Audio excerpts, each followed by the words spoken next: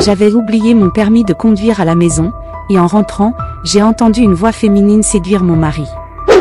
J'ai décidé de ne rien dire, et je suis restée pâle en découvrant qu'ils étaient.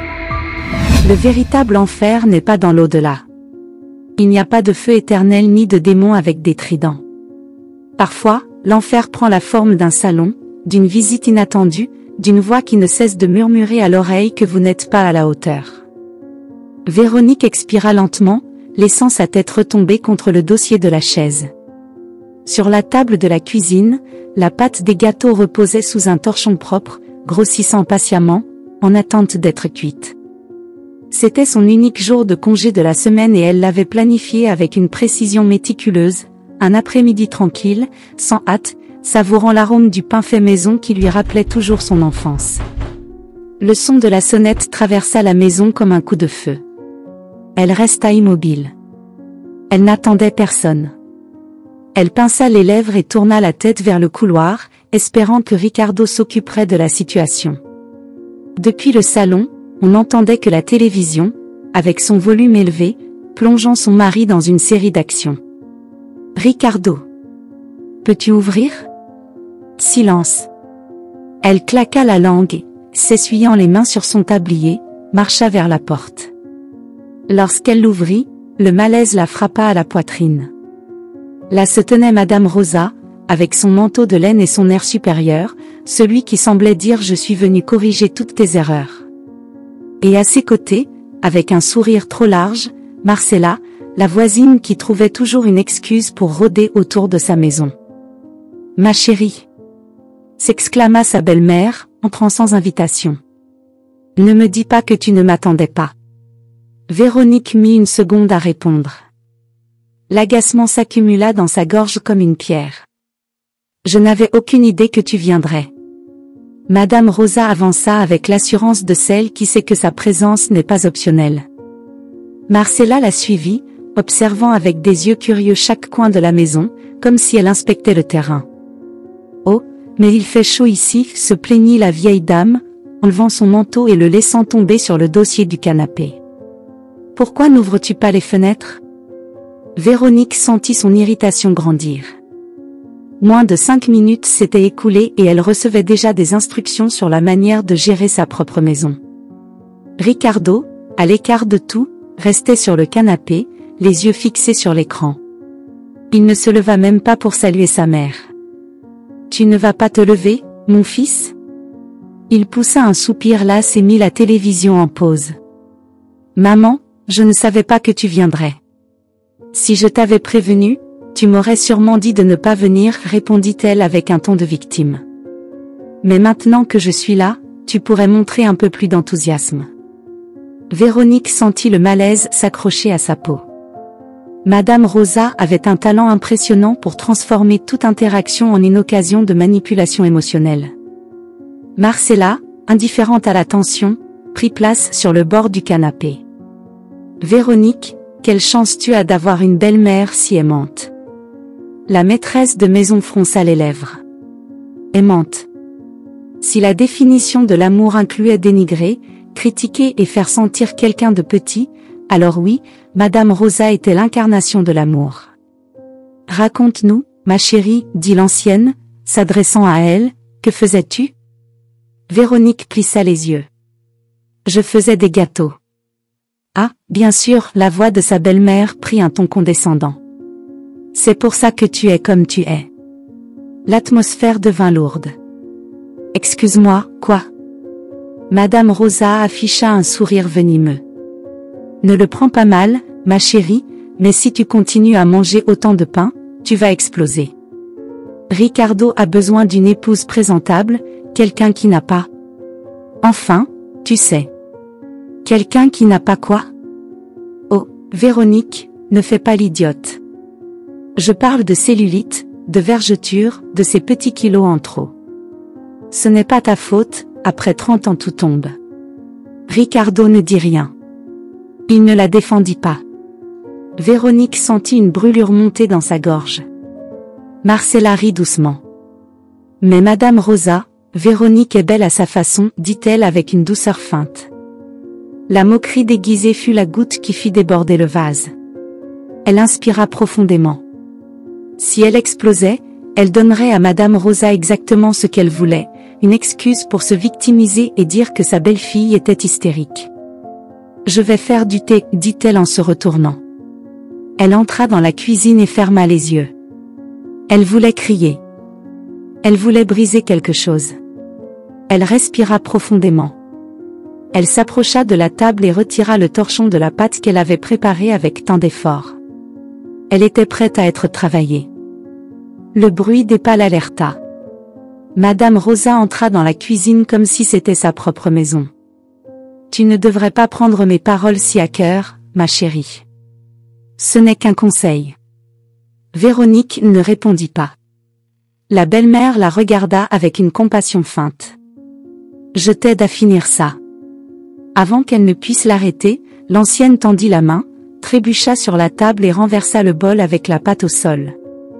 Le désastre fut immédiat. Pâte collante éparpillée sur le sol. Farine couvrant le comptoir. Tout ruiné. Véronique serra les poings. « Oh, quelle maladroite je suis, dit Madame Rosa avec un sourire à peine dissimulé.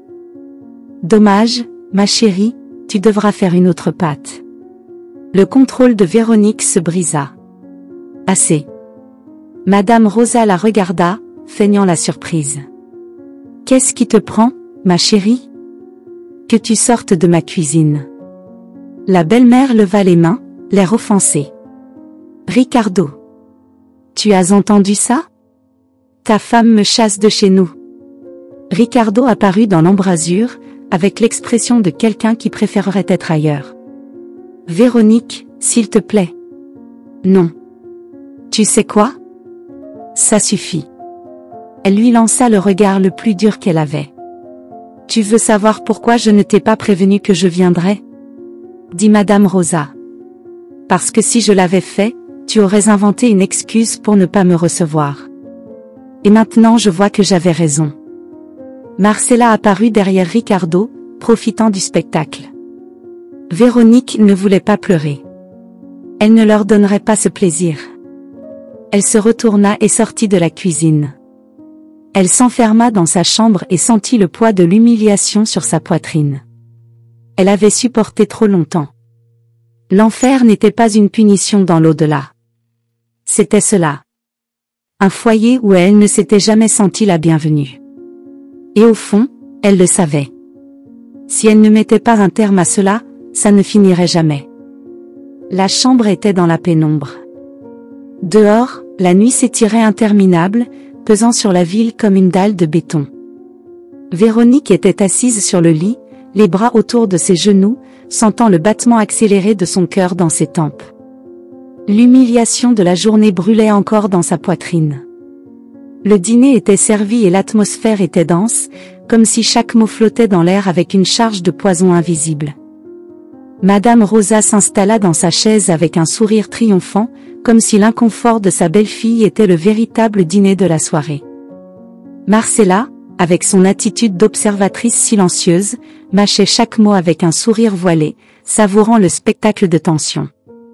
Ricardo, comme toujours, évitait la confrontation en enfouissant son visage dans son assiette. « Véronique, tu devrais prendre plus soin de ton apparence, » dit Madame Rosa avec cette voix sucrée qui en réalité coupait comme un rasoir. « Cette cellulite ne va pas disparaître toute seule. » Marcella laissa échapper un petit rire étouffé, feignant de se couvrir la bouche avec la serviette. Ricardo avala sa salive, mais ne dit rien. Le monde de Véronique bascula. Elle ne pouvait plus se taire. « Pardon ? » demanda-t-elle d'une voix tendue. Madame Rosa la fixa du regard avec la satisfaction d'un prédateur qui a capturé sa proie. « Ne me prends pas mal, chérie. Je t'ai déjà dit que si tu prenais plus soin de toi, Ricardo serait plus heureux à la maison. » Un vide s'ouvrit dans son estomac. « Et qu'est-ce que ça peut te faire si mon mari est heureux ou non ? Oh, s'il te plaît, Véronique. Nous savons tous que les hommes sont visuels. S'ils n'obtiennent pas ce dont ils ont besoin à la maison, ils le chercheront ailleurs. » Marcella détourna le regard vers son assiette avec un petit sourire caché. Véronique sentit une chaleur monter sous sa peau. Alors, tu insinues que si Ricardo me trompe, ce serait de ma faute? Madame Rosa poussa un soupir exagéré. Ne mets pas de mots dans ma bouche. Mais tu sais ce qu'on dit, une femme négligée est une femme abandonnée. Ricardo se remua inconfortablement sur sa chaise. Il ne la défendit pas. Il n'ouvrit pas la bouche pour démentir ces mots venimeux. Il ne dit rien. Un froid étrange lui parcourut la peau. Marcella prit son verre de vin et le fit tourner lentement, comme si la conversation était quelque chose d'amusant. Cependant, Véronique, tu n'as pas de souci à te faire. Certains hommes ne se préoccupent pas de l'apparence. Il y en a qui valorisent d'autres choses chez une femme, comme l'attention, la compagnie, l'admiration. Les mots furent prononcés avec une lenteur presque érotique. Véronique sentit comment la chaise craquait sous ses mains. Que veux-tu dire? Marcella lui lança un regard oblique. Rien, je réfléchissais juste. La fourchette de Véronique déchira la viande de son assiette avec un grincement métallique. Les silences sont plus meurtriers que les mots. Ricardo continuait de ne rien dire. Le reste du dîner se déroula dans une hostilité enveloppée de courtoisie. Madame Rosa parlait de choses triviales, de la voisine qui avait quitté son mari pour un homme plus jeune, de comment les femmes devaient savoir rester attirantes pour retenir l'intérêt de leur mari. Véronique ne mangeait plus. Elle regardait simplement le bord de son assiette, sentant comment une idée s'installait dans son esprit comme une ombre froide et venimeuse. Si Madame Rosa ne s'arrêtait pas, elle devrait l'arrêter d'une manière ou d'une autre. Elle ne pouvait plus continuer à permettre à cette femme de la plonger dans son propre foyer, de semer des doutes dans l'esprit de son mari, de la dépouiller de sa dignité à chaque mot. Elle ne pouvait plus supporter. Mais, comment arrête-t-on quelqu'un comme Madame Rosa? Quand le dîner fut terminé, Véronique ramassa les assiettes avec la tête pleine de pensées sombres. Chaque couvert qu'elle empilait dans l'évier sonnait comme un verdict. Cette nuit-là, elle se glissa dans le lit avec les muscles tendus. Ricardo tenta de l'étreindre, mais elle se tourna de l'autre côté sans dire un mot. Le silence était un abîme. À peine avait-elle fermé les yeux que le sommeil l'emporta. La maison était sombre, plus sombre que d'habitude. Les lumières semblaient brûler, comme si quelqu'un avait volé l'électricité de l'air. Un froid inquiétant lui parcourut la peau. Elle tenta de bouger, mais son corps était lourd. Un son doux, comme un murmure. Ses yeux s'ouvrirent en grand. Madame Rosa était debout à la porte de la chambre. L'estomac de Véronique se contracta. La vieille femme ne bougeait pas. Mais elle souriait. Ce n'était pas le sourire condescendant habituel. C'était quelque chose de plus sombre. Dans sa main droite, un couteau brillait avec le reflet de la faible lumière de la rue qui entrait par la fenêtre. Véronique voulut crier, mais sa voix était restée coincée dans sa gorge. Madame Rosa fit un pas. Puis un autre. La lame du couteau brillait à chaque mouvement. « Tu n'es pas à la hauteur pour Ricardo » murmura-t-elle d'une voix rauque. « Tu ne l'as jamais été. » Véronique sentit que ses jambes ne répondaient plus. Sa belle-mère se pencha sur elle. Le couteau se leva. La lame descendit d'un mouvement rapide. Le cri étouffé de Véronique éclata dans la chambre. Elle ouvrit les yeux. Tout était à sa place. L'obscurité, le lit, la fenêtre. Il n'y avait personne à la porte. Il n'y avait pas de couteau. Juste sa propre respiration haletante remplissant l'espace. Elle porta une main à sa poitrine, sentant le battement frénétique de son cœur. Ce n'était pas réel. Ce n'était pas réel. Mais sa peau disait autre chose. Elle se tourna lentement, trouvant la silhouette de Ricardo dormant à ses côtés, ignorant tout. Son esprit lui envoyait des signaux d'alerte. Le cauchemar avait été trop vif, trop précis. Comme si ce n'était pas juste un rêve. Comme si son propre subconscient tentait de lui avertir quelque chose. Les peurs enfouies ont la mauvaise habitude de croître dans l'obscurité. Et dans cette maison, l'obscurité devenait de plus en plus profonde. L'esprit de Véronique était un champ de bataille. L'écho du cauchemar battait encore dans sa poitrine comme un tambour de guerre. L'image de Madame Rosa à la porte, tenant le couteau avec ce sourire tordu, ne se dissipait pas. Elle savait que ce n'était qu'un rêve, mais quelque chose en elle lui disait que ce n'était pas simplement une manifestation de son subconscient. C'était un avertissement. Son instinct lui murmurait que les ombres qui l'entouraient n'étaient pas de simples illusions nocturnes. Elle se leva du lit sans faire de bruit. Ricardo dormait encore, inconscient de la tempête qui rugissait en elle. Elle le regarda quelques secondes. Sa respiration était tranquille, comme si le monde ne s'effondrait pas autour de lui. La frustration s'accumulait dans sa poitrine. Comment pouvait-il rester si indifférent à tout? À sa mère, aux insultes, à l'humiliation quotidienne qu'elle subissait. Il ne la défendait jamais, il ne posait jamais de limites. Elle entra sous la douche et laissa l'eau couler sur son corps, essayant de dissiper le nœud dans sa gorge. Son reflet dans le miroir la regardait froidement. Les mots de Madame Rosa continuaient de percer son esprit. Cellulite. Vergeture. Kilos en trop. Ricardo a besoin d'une épouse présentable. Elle mordit sa lèvre jusqu'à sentir le goût métallique du sang. Elle ne pouvait plus continuer ainsi. Elle s'habilla sans envie et prit son sac à main. Il était tôt, mais sortir de chez elle semblait être la seule façon de respirer. Elle descendit rapidement les escaliers et marcha jusqu'au parking. Elle monta dans sa voiture, jeta la tête en arrière et ferma les yeux un instant, essayant de calmer sa respiration. Puis elle le sentit. Un vide dans son sac à main. Elle ouvrit brusquement les yeux et fouilla désespérément. Les clés. Le permis. Elle les avait laissés à la maison. Un frisson lui parcourut la peau. Elle ne voulait pas revenir. Elle ne voulait pas retourner dans cet espace étouffant où Madame Rosa et sa toxicité contaminaient tout. Mais elle n'avait pas le choix. Elle sortit de la voiture et marcha rapidement de retour vers l'immeuble. Elle monta les marches avec son cœur battant dans les oreilles. Sa main trembla légèrement en tournant la poignée de la porte. Elle entra discrètement, sans faire de bruit, comme si sa propre maison était devenue un territoire ennemi. Le son des voix flottait dans l'air. Elle s'arrêta net. Au début, elle pensa que Ricardo parlait au téléphone, mais elle reconnut rapidement la deuxième voix. Marcella. Elle se colla contre le mur du couloir, plissant les yeux. La voix de la voisine était douce, presque un murmure, avec ce ton mielleux qu'elle utilisait toujours lorsqu'elle essayait d'être charmante. Ta mère m'a dit que tu étais coincée dans un mariage sans passion. Véronique sentit son corps se tendre. Ce n'est pas vrai, répondit Ricardo nerveusement. Tu es sûr? Tu mérites mieux. L'air devenait lourd. Véronique fit un pas en avant et regarda à travers l'entrebâillement de la porte. Marcella était assise sur le bord du canapé, se penchant légèrement vers Ricardo. Sa main effleurait son bras avec une fausse innocence. Sa tenue était une provocation en elle-même, un négligé en soie qui couvrait à peine sa peau.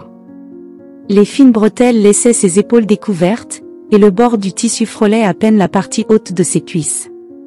Ricardo était raide, fixant un point au sol, évitant le contact visuel. Je ne sais pas ce que ma mère t'a dit, mais moi. Tu n'as rien besoin de dire, Ricardo. Je sais lire entre les lignes. Marcella se leva lentement et marcha autour de lui comme une chasseresse traquant sa proie. Des femmes comme Véronique ne comprennent pas les besoins d'un homme comme toi. Véronique sentit son sang bouillir dans ses veines. Sa propre maison. Son propre mari. Sa propre voisine. Et sa belle-mère, opérant depuis l'ombre. Marcella se pencha et passa ses doigts sur la nuque de Ricardo, laissant ses lèvres dangereusement proches de son oreille. Moi, je me soucie de ce que tu ressens. Véronique sentit un froid mortel parcourir son corps. La douleur lui brûlait la peau comme de l'acide. La trahison avait un goût amer dans sa bouche. Mais elle n'allait pas faire une scène. Elle ne leur donnerait pas le plaisir de la voir perdre le contrôle. Elle respira profondément et entra dans la pièce avec des pas fermes. Eh bien, quelle proposition intéressante, Marcella. Pourquoi ne prendrions-nous pas le thé et n'en discuterions-nous pas ensemble? Le temps semblait s'être arrêté. Marcella pâlit. Ricardo resta paralysé. La tension était si épaisse qu'on aurait pu la couper au couteau. Véronique garda la tête haute. Je veux dire, si nous parlons de ce que mon mari mérite, j'aimerais faire partie de la conversation. Marcella se redressa brusquement et retira sa main de Ricardo comme si elle brûlait. Véronique, je voulais juste... Juste quoi? Demanda-t-elle d'une voix douce, mais avec le regard d'une tempête sur le point de se déchaîner. Juste me rendre un service? Juste t'assurer que mon mari était bien pris en charge? Marcella serra les lèvres. Ne sors pas les choses de leur contexte. Véronique croisa les bras. Ah bon?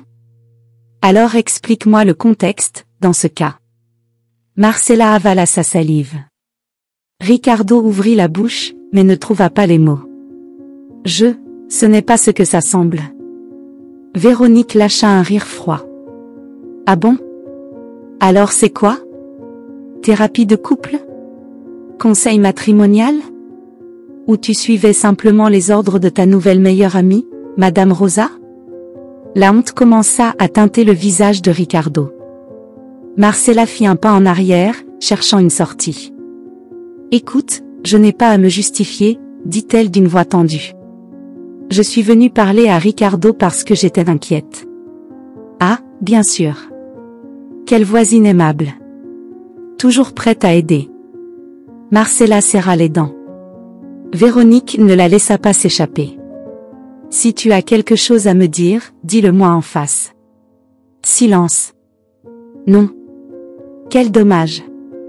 Marcella regarda Ricardo chercher de l'aide, mais il restait muet.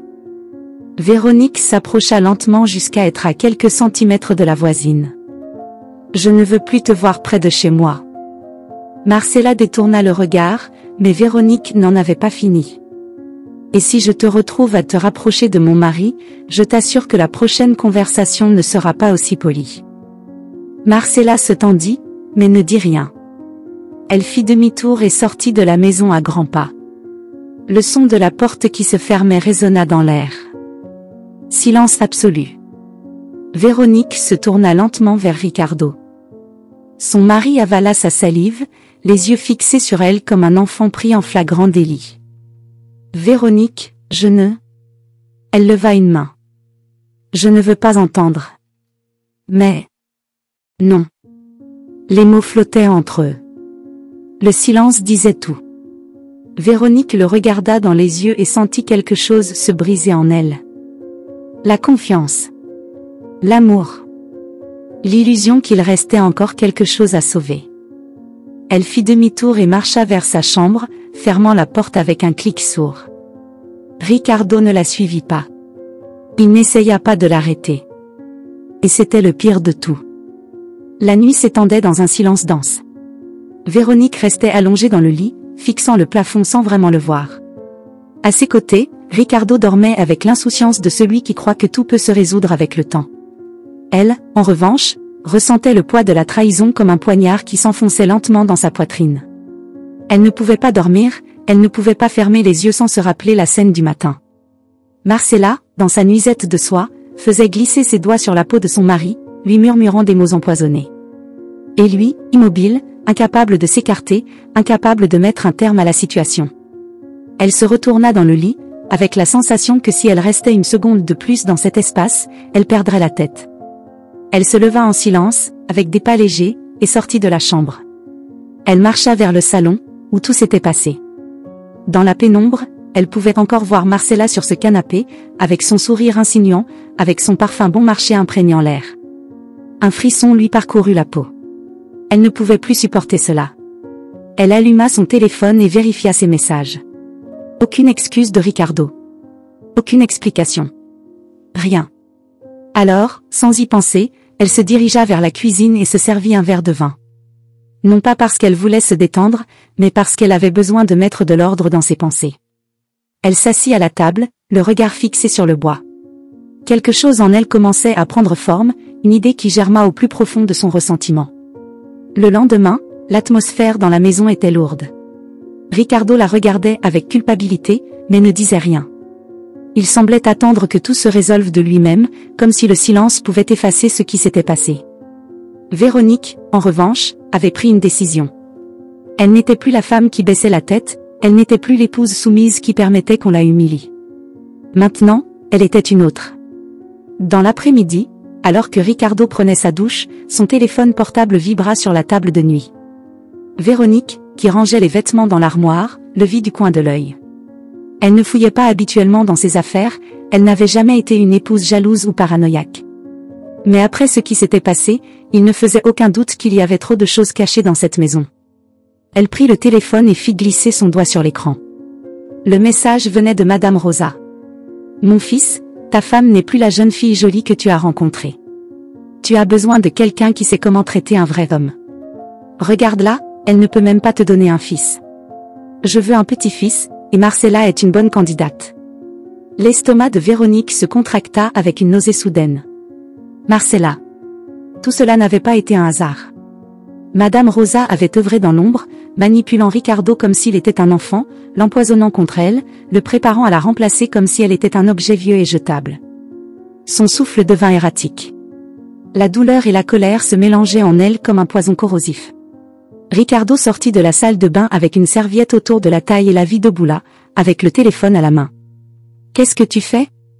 Elle leva les yeux, remplie d'une haine qu'elle n'avait jamais ressentie auparavant. « Ta mère. » Ricardo fronça les sourcils, ne comprenant toujours pas. « Quoi, ma mère ?» Véronique leva le téléphone et lui montra l'écran. « Ça. » Ricardo lut le message en silence. Son expression passa de la confusion à l'horreur en quelques secondes.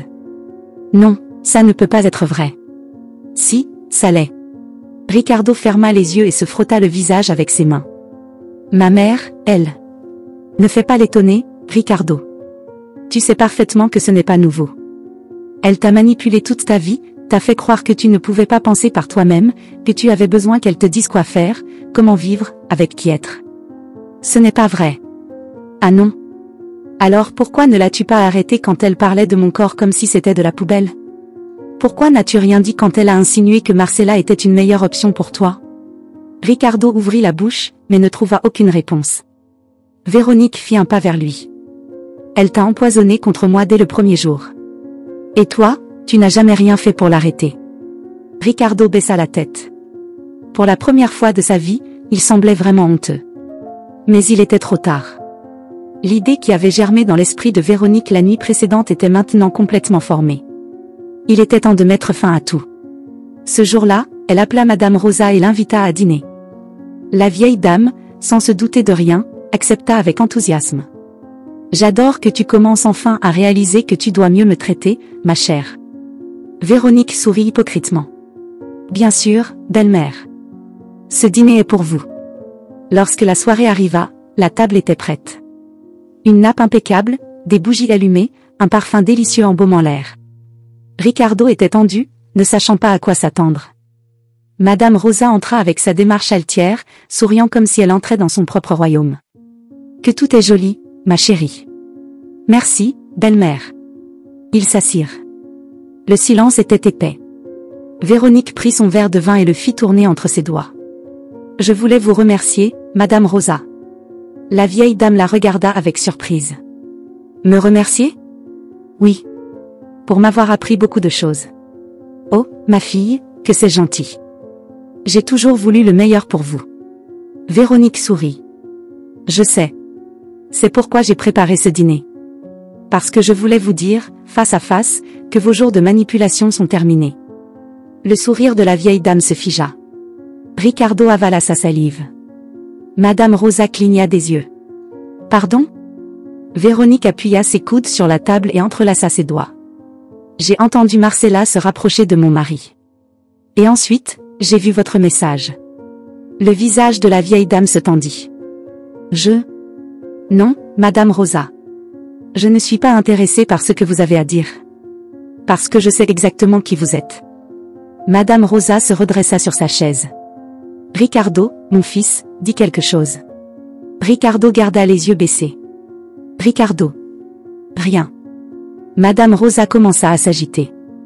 Mon fils, tu ne peux pas laisser ta femme me parler ainsi. Ricardo leva les yeux. Et pour la première fois de sa vie, il vit sa mère clairement. Il vit son égoïsme. Il vit sa cruauté. Il vit la manière dont elle l'avait manipulé pendant des années. Nous allons déménager. Les mots résonnèrent dans la pièce comme un tonnerre. Madame Rosa ouvrit grand les yeux, incrédule. Quoi? Nous allons vendre la maison et déménager loin. Non. Tu ne peux pas me faire ça. Si, je peux. Véronique sourit, profitant de la panique qui s'installait dans les yeux de la vieille dame. Je ne vais pas vous laisser continuer à interférer dans ma vie. Madame Rosa frappa la table avec force. Je suis ta mère, Ricardo. Il la regarda froidement. Et moi, je suis un homme adulte. Madame Rosa trembla de colère. Tu vas me laisser seule. Ricardo se leva de la table. Tu t'es laissé seule. Véronique se leva également. Je vous conseille de trouver une autre manière de vous divertir, Madame Rosa. Parce que nous partons.